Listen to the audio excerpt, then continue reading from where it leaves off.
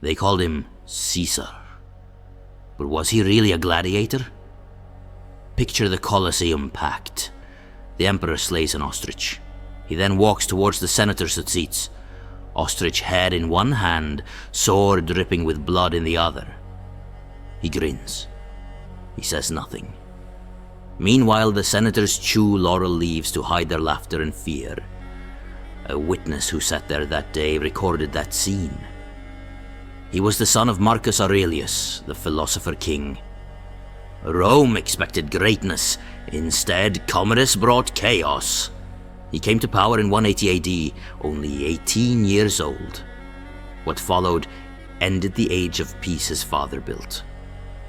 The Senate hated him. The people feared him. But Commodus didn't care. He renamed Rome after himself. He renamed the months of the year for his titles. He claimed he was the new Hercules.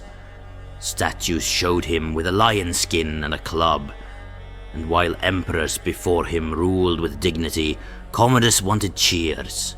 He wanted blood. He wanted applause. Which brings us to the question: was this Caesar a gladiator? Let's start from the very beginning. We will go through the life of Commodus chapter from the Roman text, the Historia Augusta. Commodus was born with his twin brother Antoninus at Lanuvium, the birthplace of his mother's father, on the day before the calends of September, while his father and uncle were consuls. Faustina, when pregnant with Commodus and his brother, dreamed she gave birth to serpents, one of which was fiercer than the other. After she gave birth to Commodus and Antoninus, the latter, though the astrologers cast a horoscope as favorable as that of Commodus, lived to be only 4 years old. After the death of Antoninus, Marcus tried to educate Commodus himself with the help of the greatest and best men. In Greek literature, he had honest Socrates as his teacher. In Latin, Antistius Capella. In rhetoric, Attius Sanctus. But none of these teachers profited him in the least. Such is the power of natural character or of tutors raised in a palace. Even from his earliest years, he was base and dishonorable. He was cruel and lewd. His mouth was defiled. He was debauched. Dio, on the other hand, describes him as not naturally vicious but weak and easily influenced. Even as a boy, Commodus had skills not fit for an emperor. He could mold goblets, he could dance, he could sing, he could whistle, he could play the buffoon and the gladiator to perfection. In the 12th year of his life at Centum Cellae, on the coast of Etruria near the southern end, the place now called Civita Vecchia, he gave a sign of his cruelty.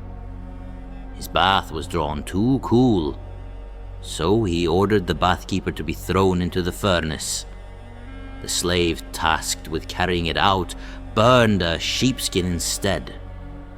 The stench tricked Commodus into believing the punishment had been done. While still a child, he was given the name of Caesar, along with his brother Verus, who we mentioned died in 169. In his 14th year, he was enrolled in the College of Priests. His election to the College of Pontifices is remembered on a coin. Anyhow, he assumed the toga on the nones of July, the very day Romulus vanished from the earth, at the time when Cassius revolted against Marcus. When he assumed the toga, he was elected one of the leaders of the equestrian youths, the Trosuli. Even while still wearing the praetexta of youth, he gave charity and presided in the Hall of Trajan. His coins of this time bear the title Princeps Juventutis. An inscription from Africa records the same. The name Trosuli had once been given to the Roman cavalry, thought to come from Trosulum, a town captured by them. By the 2nd century BC, its meaning was already unclear. After being commended to the soldiers, he set out with his father for Syria in July 175, and for Egypt, and with him he returned to Rome. Commodus's return was marked by coins with the legend Adventus Caesaris. Afterward, he was granted exemption from the law of the appointed year and made consul. On the 5th day before the calends of December, in the consulship of Pollio and Aper, he was acclaimed imperator together with his father on the occasion of Marcus's triumph, and celebrated a triumph with him. The Senate had decreed it. Then he set out with his father for the German war. He could not stand the decent men who were set to watch over him, but the worst men, the most corrupt, he hung on to. And if any were dismissed, he longed for them so much that he grew ill. When his father allowed them back, he kept eating houses and dens of vice for them inside the imperial palace. He cared nothing for shame or for cost. He even gambled in his own home. He gathered women of striking beauty, keeping them like prostitutes in a brothel under his control. He played the street peddler, wandering as if from market to market. He bought horses for racing, and he drove chariots dressed like a professional driver. He did not do this in public, except on nights without a moon. He lived among gladiators and acted like a servant of pimps. And so, many thought he had been born not for honor, but for disgrace. He even dismissed his father's older attendants. Among them were Tarutinius Paternus, later prefect of the guard, and Aufidius Victorinus, governor of Germania Superior under Marcus. He kept his father's friends only for a short time, until about the year 183, and then he cast aside any who had grown old. He tried to corrupt the son of Salvius Julianus, who had been consul in 175, and commanded troops on the Rhine. And when he failed, he plotted against Julianus. Herodian says he abandoned the war against the advice of Marcus's closest men, including his own brother-in-law Pompeianus. Still, he forced the Quadi, Marcomanni, and Buri to accept terms that were not shameful to Rome. And so he was acclaimed imperator for the 4th time. He insulted the most worthy men and gave them offices beneath their rank. Actors mocked him for his foul life, and he banished them so quickly that they never appeared again. When he abandoned the war his father had almost finished, he accepted the enemy's terms and then returned to Rome. Upon his return, he led the triumphal procession with Cyoterus, his partner in depravity, sitting in the same chariot. He often turned to kiss him openly, doing the same in the theatre's orchestra. Oftenly, he drank until dawn, wasting the wealth of Rome. At night, he wandered through taverns and brothels.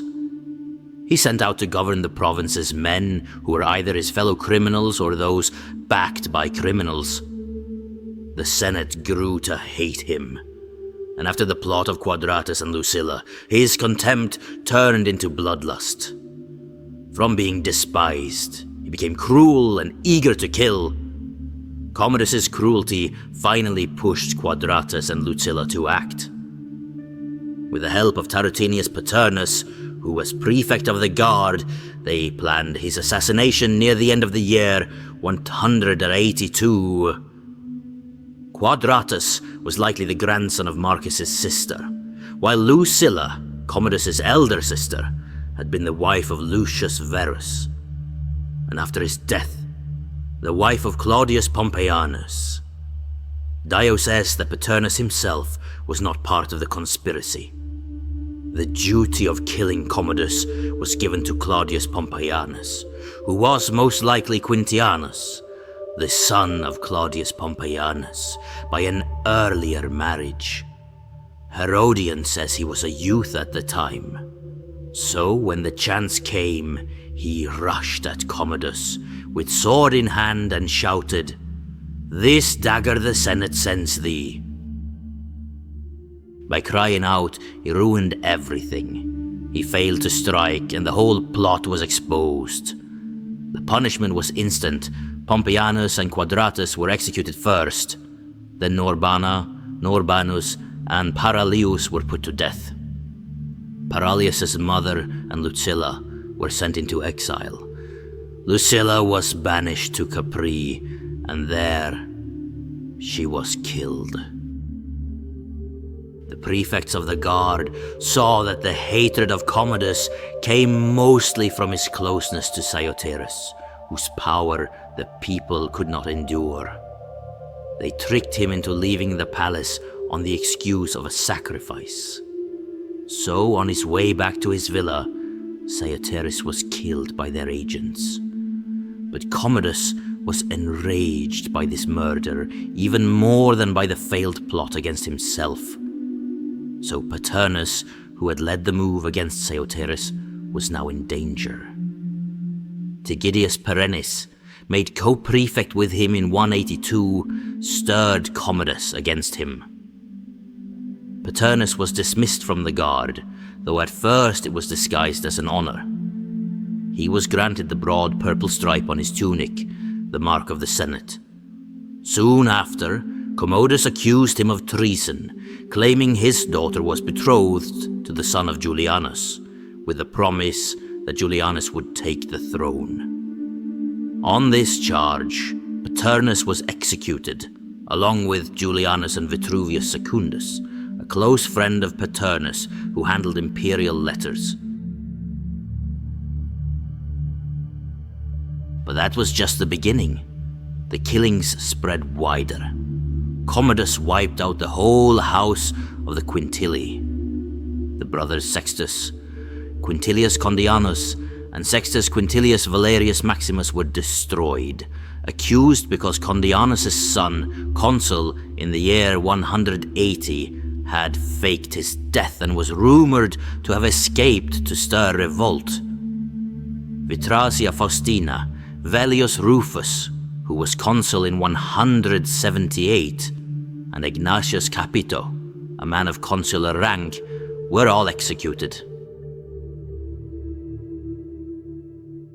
Even more fell.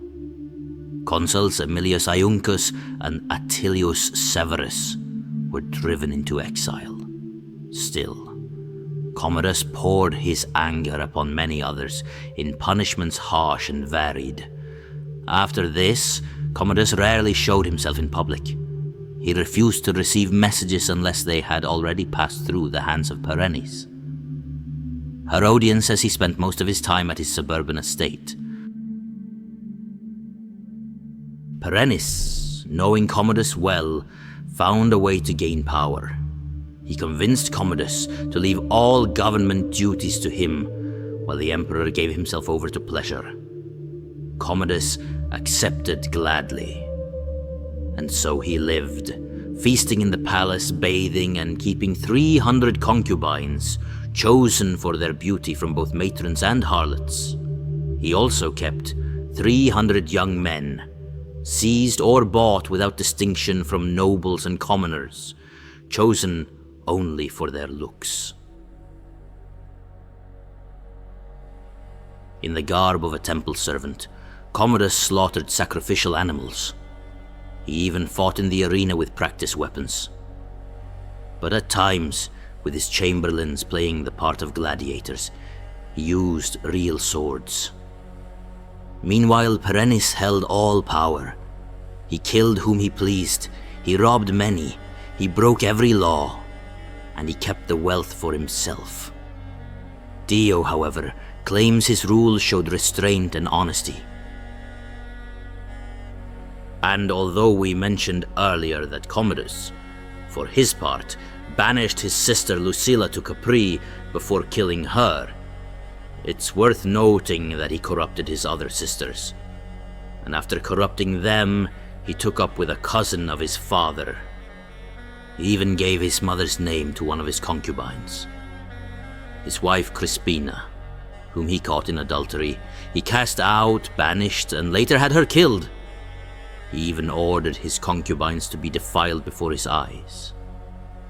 And as you already know, he also took young men to his bed, shaming himself with both sexes. At this time, Claudius too was slain, though the account confuses father with son, since Claudius Pompeianus was alive in the year 193. Many senators were also killed, as well as wealthy women. Provincials with riches were charged with crimes by Perennis. Then they were plundered or slain. Some, though accused of nothing, were destroyed merely for refusing to make Commodus their heir.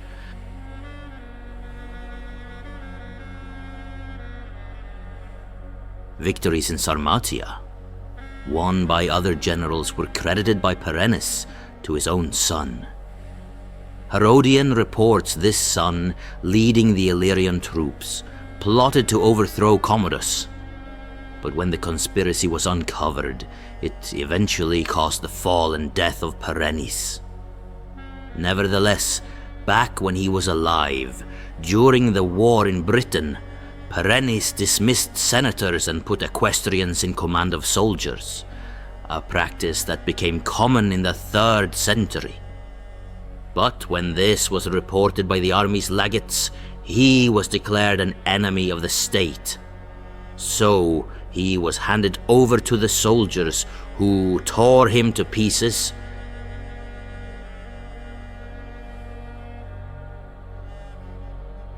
In 184, the Britons north of the boundary wall crossed into Roman territory.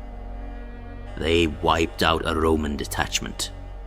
Ulpius Marcellus defeated them, and Commodus was acclaimed imperator for the 7th time.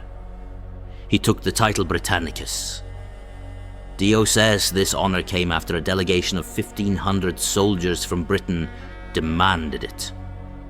They had been punished by Perennis for mutinous conduct. The unrest, however, was finally subdued by Pertinax. Commodus then raised Cleander to power. Cleander was a Phrygian, brought to Rome as a slave. He won his freedom and rose through the palace. He became chamberlain after bringing about the fall and death of Cyoterus, his predecessor. He was also one of those who helped destroy Perennis. Though he was not formally made prefect until the year 186, he already held great influence. And you know, when Perennis and his son were executed, Commodus cancelled many of their measures, claiming they had been carried out without his authority. He pretended he was restoring earlier conditions, but his show of repentance lasted only 30 days. Through Cleander, he committed even greater crimes than before. Cleander replaced Perennis in power, but Niger, who followed Perennis as prefect of the guard, held the office for only 6 hours. After that, prefects of the guard were changed almost daily, while Commodus carried out worse and worse deeds. Martius Quartus lasted 5 days. Later prefects were either kept in office or executed, depending on Cleander's impulse. At Cleander's order, even freedmen were added to the Senate and the patrician class. For the first time, 25 consuls were appointed in a single year. All provincial posts were sold. Cleander sold everything for money. He showered honors on men recalled from exile. He even overturned court decisions. Commodus was so corrupt that Cleander's power only grew. he accused Burrus, husband of Commodus' sister, of aiming at the throne, and that Burrus had been reporting every action of Commodus. And so, on these charges, Cleander had him executed, along with many who tried to defend him. Among the dead was Abutianus, prefect of the guard. Cleander took his place instead, sharing the office with 2 others of his own choosing. And for the first time ever, Rome had 3 prefects of the guard, and one of them was a freedman called the Bearer of the Dagger. That was Cleander himself. But Cleander's end came. He arranged the death of Arrius Antoninus on false charges to please Attalus, whom Arrius had once condemned while proconsul in Asia. You see, Arrius was respected, and his murder enraged the people.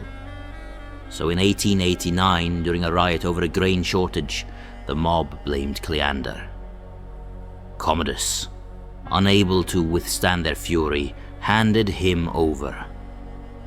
Cleander was killed by the people he had betrayed. At the same time, Apollostus and several other freedmen of the court were executed. It also turns out that Cleander, among his other crimes, had corrupted some of Commodus's concubines. Dio says he even married one of them, Damostratia, and fathered children by her. However, after his fall, those children and their mothers were put to death. And to replace Cleander, Commodus appointed Julianus and Regillus. Later he condemned them both. After their deaths, he also killed the 2 Silani, Servilius Silanus, who was consul in 1888, and Dulius, along with their families. He then struck down Antius Lupus, the 2 Patroni, Mamertinus and Sura, and also Antoninus, the son of Mamertinus and Commodus' own sister, perhaps Cornificia. Then came 6 former consuls in one sweep: Allius Fuscus, Caelius Felix, Lucius Torquatus, Lartius Europeanus, Valerius Bassianus, and Pactumius Magnus, who had been consul in 183. All were killed with their kin. In Asia, he destroyed Sulpicius Crassus, the proconsul, Julius Proculus with his family, and Claudius Lucanus, a man of consular rank. In Achaia, he ordered the death of his father's cousin Annia Faustina, who was the daughter of Marcus's uncle, Annius Libo. And still, more were slain without number. Commodus had even planned to kill 14 others, since the wealth of the empire no longer covered the cost of his spending. At this same time, he raised to the consulship a man said to have once been his mother's lover, probably L. Tutilius Pontianus Gentianus, who had been consul suffectus in 183, the same year Commodus took the name Pius. The Senate mocked him by bestowing that name, Pius. Later, after the execution of Perennis, he took the name Felix, which also appeared on his coins. It was a name once claimed by the dictator Sulla. And to many Romans, Commodus seemed a second Sulla, slaughtering citizens by the multitude. And to make matters worse, this Commodus is said to have staged a false plot against his own life, so that he might find cause to kill yet more people.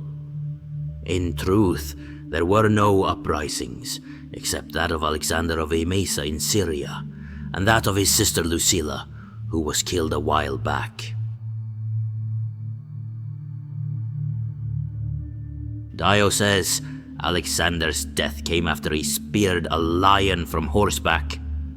So, Commodus ordered his execution, but Alexander killed his executioners, fled, and was finally overtaken. He then killed himself and his family. And although he was called Britannicus by flatterers, the Britons themselves wanted to raise an emperor against him. This points to the mutiny in Britain.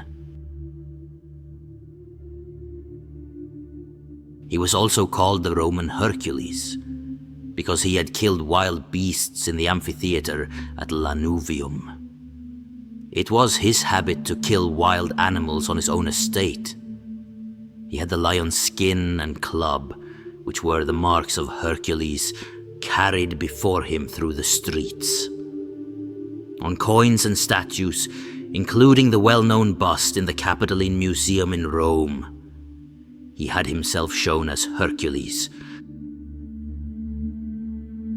He also had a wild idea that the city of Rome should be renamed Colonia Commodiana. This madness, it is said, came to him under the influence of Marcia, his mistress, who later joined in the plot against him. Coins from the year 190 show the name Colonia Lucia Antoniniana Commodiana.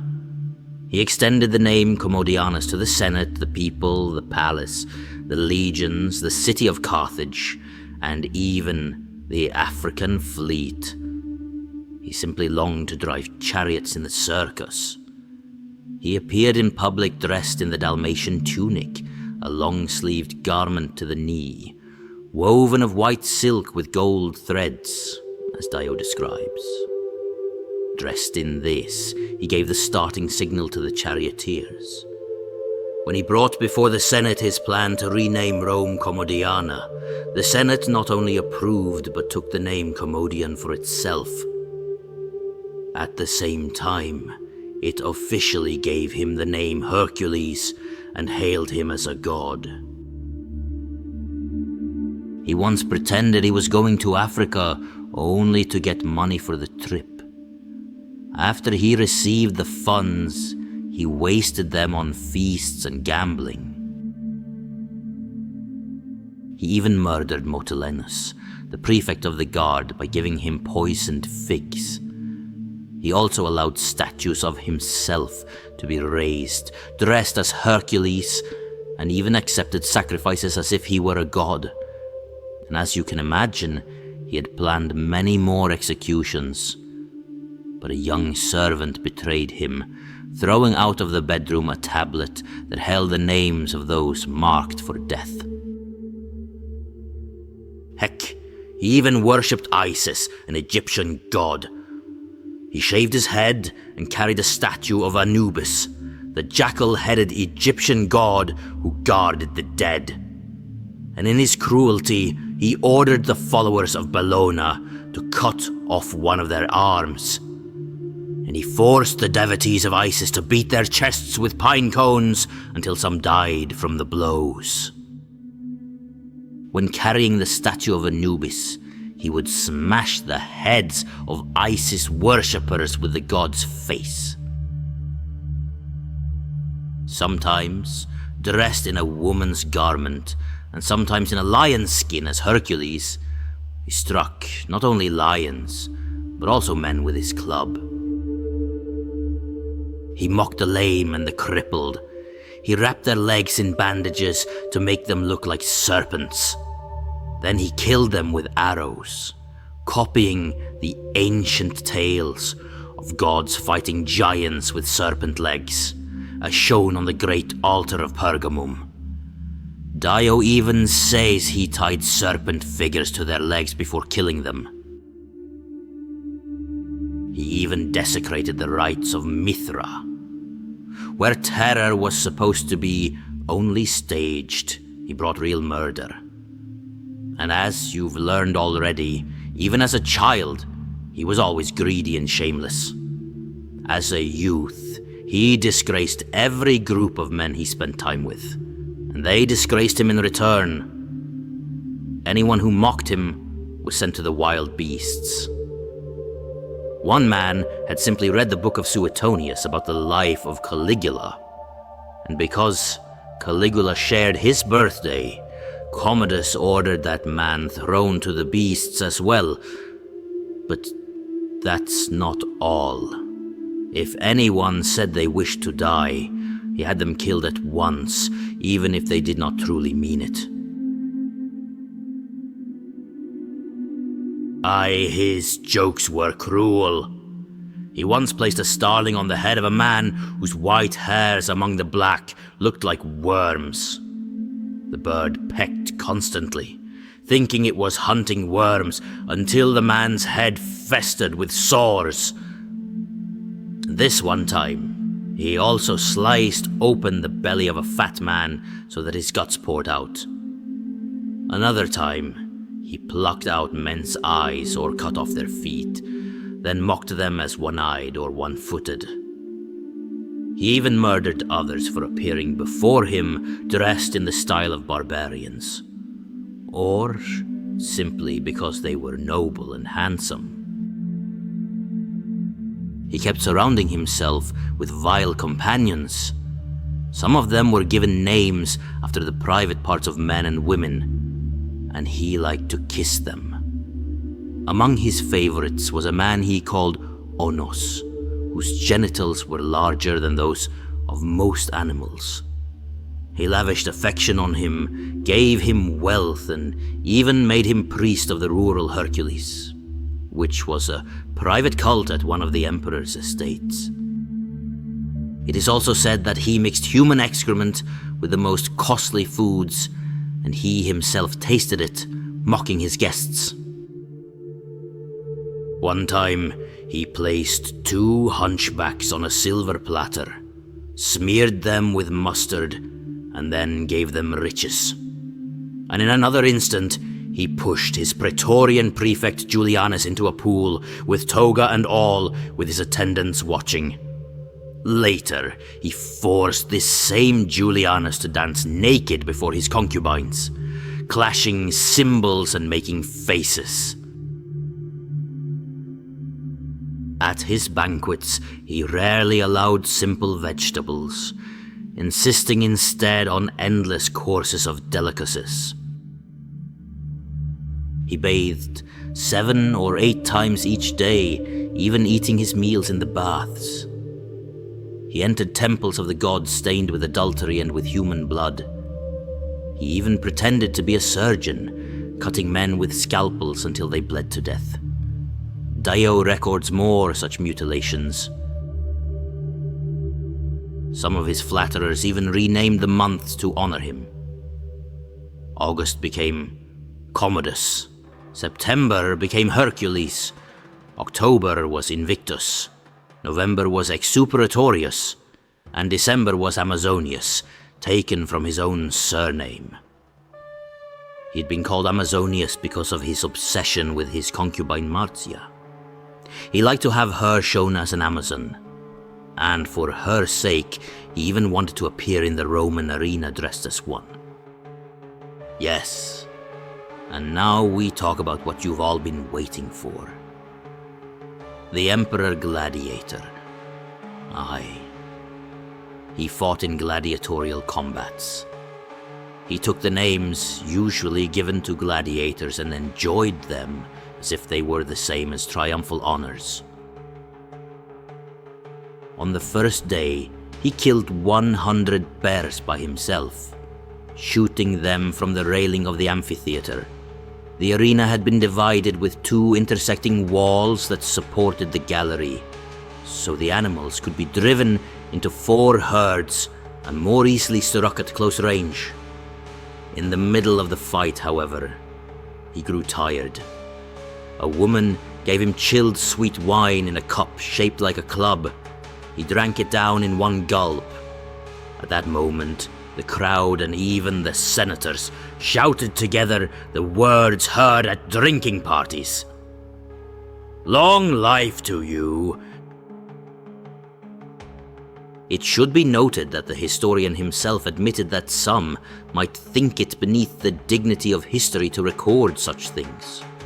Yet, since it was the emperor himself, and since he was present to witness it, he set down every detail without leaving anything out, however trivial. He said he would describe all the events of his lifetime with greater care than earlier times, because he had seen them himself. And that was only the first day of being a gladiator. On the following days, Commodus came down into the arena and slaughtered every domestic animal that came near him, as well as others that were brought to him in nets. He killed a tiger, a hippopotamus, and even an elephant. And when these feats were done, he withdrew, only to return later after his meal to fight as a gladiator. He fought in the style of the secutores. He carried the shield in his right hand and the wooden sword in his left, and he bragged that he was left-handed. His opponents were non-combative athletes, or sometimes gladiators armed with a wand. At times, he challenged them himself. Other times, they were chosen by the people. In this, as in other things, he placed himself on the same level as the gladiators. The only difference was that they fought for a handful of coins, while Commodus took 1,000,000 sesterces every day from the gladiatorial fund. At his side during these fights stood Aemilius Latus, the prefect, and Eclectus, his chamberlain. When his sparring ended, and of course, when he won, he kissed them through the bars of his helmet. Then the real fighters entered.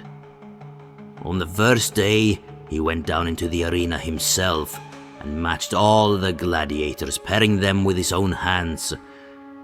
He was dressed in the full trappings of Mercury, carrying a gilded wand, and he sat on a golden platform. Many Romans that day saw it as an omen. Afterward, however, he returned to his usual place to watch the rest. And from then on, the games grew grimmer and darker. Many men were killed. Once, when the victors hesitated to finish off the beaten men, Commodus tied the survivors together and forced them to fight all at once. Bound in groups, they turned on one another, and even killed men outside their own band, since they were pressed together in such a tight space. This spectacle went on for 14 days. Whenever Commodus himself fought, the senators and knights had to attend. Only Claudius Pompeianus the Elder refused. He sent his sons, but he himself never came. He would rather risk death than watch the son of Marcus behave so shamefully. When the people were present, they shouted what they were told to shout. Again and again they cried, "Thou art Lord, and thou art first, of all men most fortunate. Victor thou art, and victor thou shalt be. From everlasting Amazonian, thou art victor!" But the common people were not so eager. Many stayed away from the amphitheatre. Others entered, took one look, and left. Some felt shame at what they saw. Others were afraid. A rumor spread that Commodus might want to shoot arrows into the crowd, copying Hercules and his slaying of the Stymphalian birds. One day, after killing an ostrich and cutting off its head, he approached the senators. In his left hand he held the bird's head. In his right he raised a bloody sword. He said nothing, but with a grin and a nod, he showed what he meant. The same fate awaited them. It is reported that many of them nearly died right there. Not from outrage, but from laughter that they could not hold back. One of the historians reporting such incidents chewed laurel leaves from his garland and urged those near him to do the same, so that the movement of their jaws would appear steady and hide the fact that they were laughing.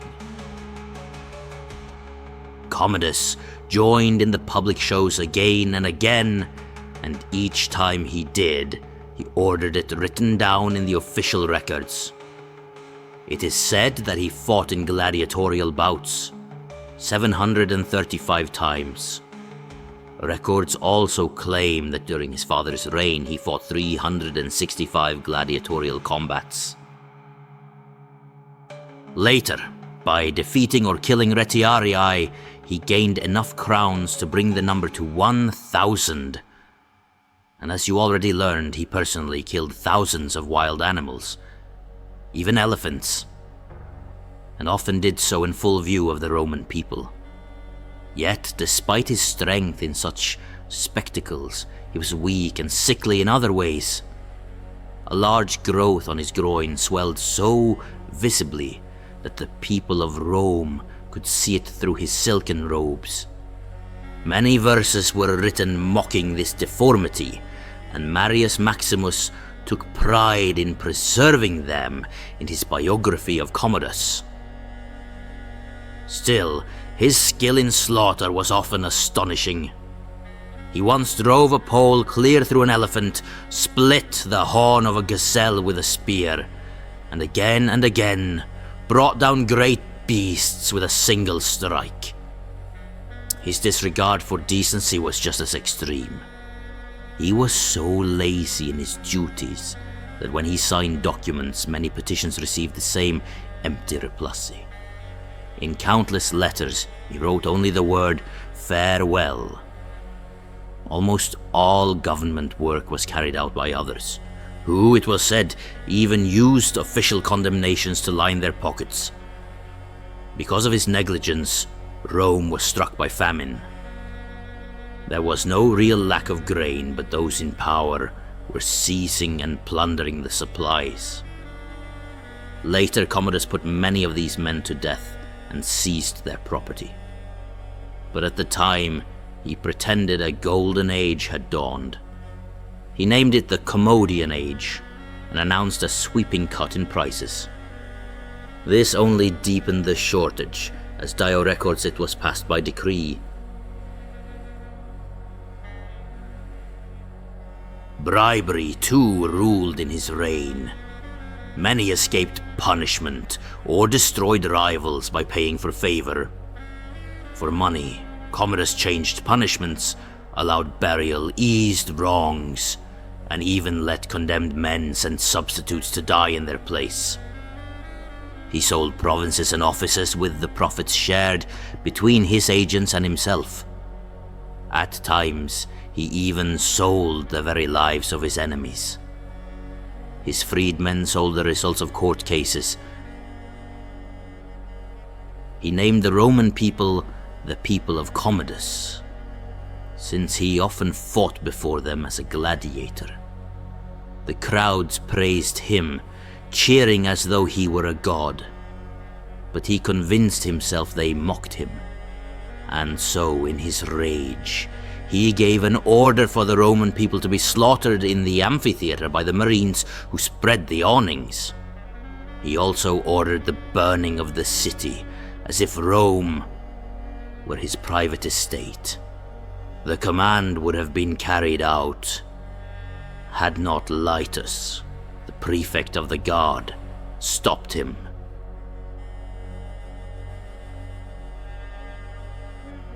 In the year 192, fire swept through the district east of the Forum and part of the Palatine. Some said this was the fire he had planned, though Dio insists Commodus was not to blame. And after rebuilding what had been destroyed, Commodus took the title Conditor. He also gathered triumphal names, among them Captain of the Secutores, which he claimed 620 times. Dio records that this title was engraved on the Colossus along with the rest. The word Primus Palus hinted at the title Primus Pilus, the first centurion of a legion. The palus was the wooden stake used by gladiators in training, and the secutor was armed with helmet, greaves, a long shield, and a sword. Strange signs and omens appeared in his reign, for Rome and for Commodus himself. A comet blazed across the sky. Footprints of the gods were seen leaving the Forum, and before the War of the Deserters, the heavens caught fire. On the calends of January, a sudden mist and darkness fell over the circus. Before dawn, firebirds were seen, bringing warnings of doom. In earlier times, such birds had always been seen as omens of disaster, and by the 1st century some argued about what they really were, but no one doubted their meaning. Eventually, Commodus left the palace and moved into the Vectilian Villa, the school for gladiators near the Colosseum. He said he could not sleep in the palace. He planned to spend the night of December 31st, 192 there, before showing himself to the public the next day as a secutor. And this one time, the twin gates of the Temple of Janus opened by themselves. It was ancient custom that these gates stood open only when Rome was at war. Soon after, a marbled image of Anubis was seen to move, and in the Minucian portico, a bronze statue of Hercules sweated for days. The two porticos, called Vetus and Frumentaria, stood between the Capitoline Hill and the Tiber near the Theatre of Marcellus. From the Frumentaria, grain tickets were handed out to the people. And this one time, an owl was caught above his bedchamber, both at Lanuvium and at Rome, and he himself brought about a dreadful omen. After thrusting his hand into the wound of a dead gladiator, he wiped the blood on his own head. Then, against all custom, he ordered the crowds at his games not to wear togas, but cloaks, the garb of funerals. He himself sat presiding in the dress of a mourner. Dio wrote that such cloaks were only worn in the theatre when an emperor had died. Twice, his helmet was carried through the gate of Libitina. It was the gate through which the bodies of slain gladiators were dragged. Libitina was the goddess who ruled over funerals.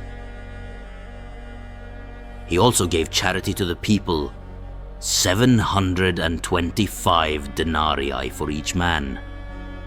This number is thought to be far too large, unless it counted everything each citizen had received through the whole of Commodus's reign. Dio records that he more often gave out 140 denarii at a time. His coins also mark 9 occasions of charity, 7 of them from the years when he ruled as sole emperor. Nevertheless, he grew tight-fisted toward everyone else, for his lavish spending had emptied the treasury. He staged many races in the circus. Once he ordered 30 races in only 2 hours, and he did this not out of duty to the gods, but on a whim and to funnel wealth into the hands of faction leaders. But by then it was too late. Quintus Aemilius Latus, prefect of the guard, and Martia, his concubine, were driven to act. They conspired to kill him. First, they gave him poison, and when it failed, they had him strangled by the athlete who often trained with him. Eclectus joined the plot as well. Dio and Herodian tell the tale in fuller detail. And in the end, he appeared well built. His face was slack, like that of a drunkard. His speech was rough. He dyed his hair, sprinkled it with gold dust, and singed both hair and beard because he feared barbers. The people and Senate demanded his corpse be hooked and dragged to the Tiber, as was the fate of condemned criminals. The mob had once demanded the same for Tiberius. Instead, at the order of Pertinax, his body was carried to the mausoleum of Hadrian. He left no public works of his own, except for the bath built by Cleander in his name, the Thermae Commodianae, whose site is unknown. But he carved his name on the works of others. However, the Senate erased it. Inscriptions across the empire show his name cut away, just as had been done after Domitian's death. He did not even finish the projects begun by his father. However, he did organize a fleet from Africa to keep grain flowing in case Alexandria's supply failed. He mockingly named Carthage Alexandria as Commodiana Togata, and called the African fleet Commodiana Herculea. He made additions to the Colossus by decorating it, then replacing its head. The head of Nero was taken off, and his own image put in its place. And on the pedestal, he wrote in his usual manner, adding the titles Gladiatorius and Effeminatus. However, later writers note the account is flawed, since Hadrian had already replaced Nero's head with that of the son. Dio adds that Commodus gave the statue Hercules his club and lion skin. Even so, Severus, hard and unbending, raised Commodus to divine rank, perhaps out of his hatred for the Senate. Coins were struck with the word Consecratio. Inscriptions call him Divus Commodus. 3 sisters survived him: Arria Fadila, Corna Ficia, and Vibia Aurelia Sabina. And under Severus, his birthday was observed. The death of Commodus was met with thunderous cries from the Senate. Their voices revealed their hatred, and Marius Maximus preserved their words along with the decree they passed. They shouted, "Strip away the honors of the enemy of his fatherland. Take away the honors of the murderer. Drag the murderer through the dirt. The foe of his country, the murderer, the gladiator. Let him be torn apart in the charnel house. He is an enemy of the gods, a killer of the Senate, enemy of the gods, murderer of the Senate, enemy of the gods, enemy of the gods, enemy of the Senate. Cast the gladiator into the charnel house. He who slew the Senate, drag him with a hook. He who killed the innocent, drag him with a hook. A foe, a murderer, truly, truly. He who spared not even his own blood, drag him with a hook. He who would have killed you, drag him with a hook. You shared our terror, you shared our danger. O Jupiter, best and greatest for our safety, preserve Pertinax.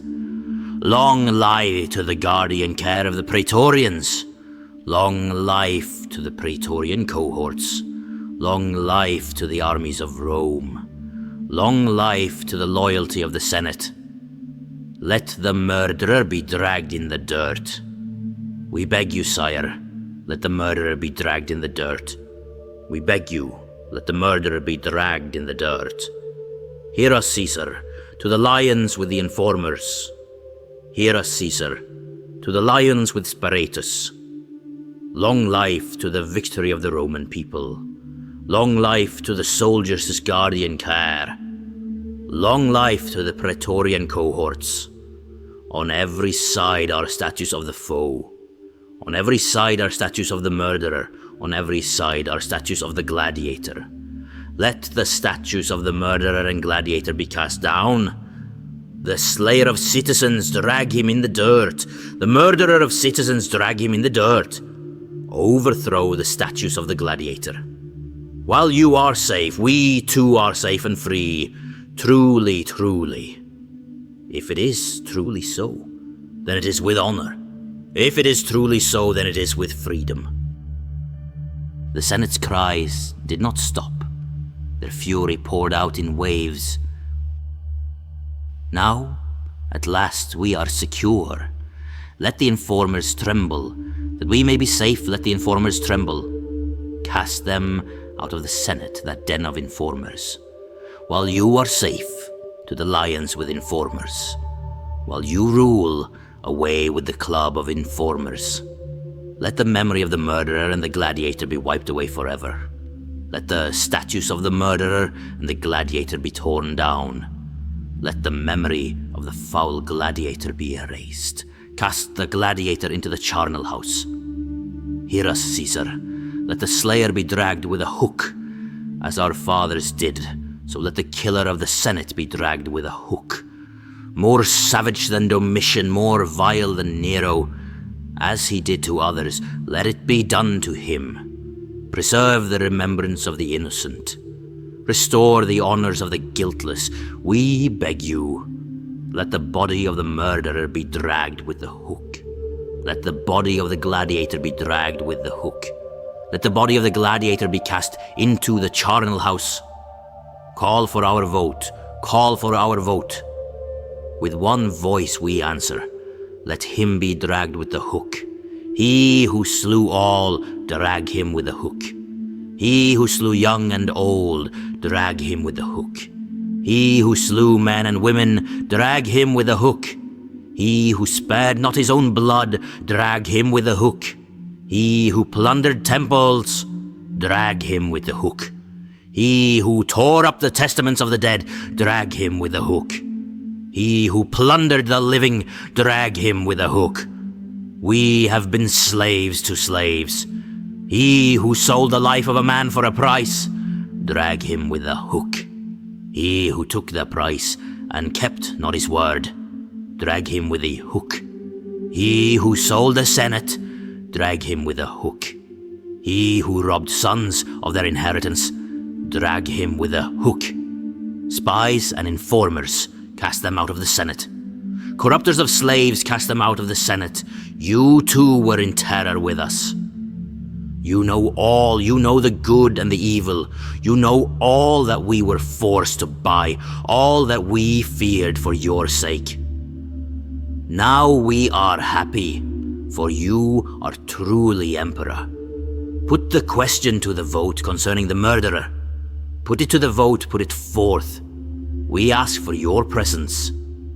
The innocent lie unburied. Let the body of the murderer be dragged in the dirt. He dug up the dead from their graves. Let the body of the murderer be dragged in the dirt. The body of Commodus was buried in the night. Livius Laurensis, steward of the imperial estate, handed it over at the order of Pertinax to Fabius Chilo, who was consul-elect. When the Senate heard of this, they shouted, "By whose authority was he buried? Dig him up! The murderer who was buried must be dragged in the dirt." Cincius Severus then spoke. "He has been buried unjustly. I speak as Pontifex, and the College of Pontifices speaks with me. And now, after recounting what is pleasing, I must say what is needful. I give my judgment that the statues raised in his honor, which he forced us to decree, though he lived only for the ruin of citizens and his own disgrace, should be torn down wherever they stand. His name should be struck from every public and private record, and the months must again be called by the names they bore before this scourge first fell upon the state.